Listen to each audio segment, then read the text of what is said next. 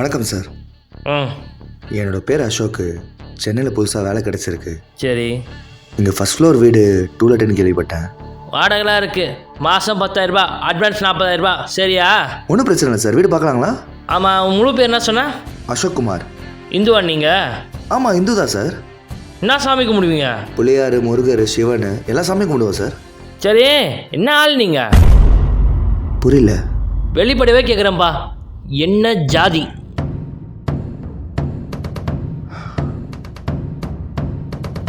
சென்னையில் இந்த பிரச்சனைலாம் முடிஞ்சு பல வருஷம் இருக்கும்னு நினச்சேன்.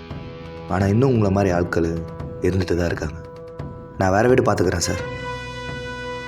ஏய், நீ பாட்டுன்னு போயினே இருக்கிற.